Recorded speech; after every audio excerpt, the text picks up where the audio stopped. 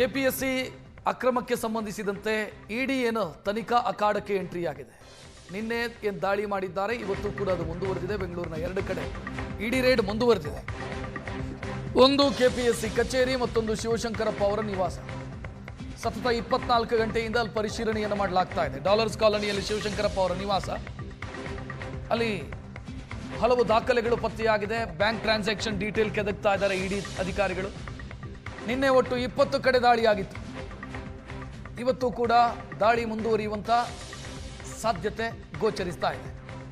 2 ಕಡೆ ಇನ್ನೂ ಕೂಡ ಪರಿಶೀಲನೆ ಕಂಪ್ಲೀಟ್ ಆಗಿಲ್ಲ.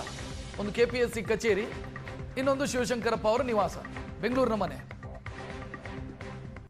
ನಿನ್ನೆ 20ಕ್ಕೂ ಹೆಚ್ಚು ಕಡೆ ದಾಳಿಯಾಗಿತ್ತು. ಅದರಲ್ಲಿ ಶಿವಶಂಕರಪ್ಪ ಜೊತೆಗೆ ಶಾಂತ, ಕೆಪಿಎಸ್ಸಿಯ ಮೆಂಬರು, ಇವರು ಸೇರಿ ಹಲವರ ಮನೆಯ ಮೇಲೆ ದಾಳಿಯಾಗಿತ್ತು. ಈಗ ಇವತ್ತು ಕೂಡ ದಾಳಿ ಮುಂದುವರಿಯುವಂತ ಸಾಧ್ಯತೆ ಕಾಣ್ತಾ ಇದೆ.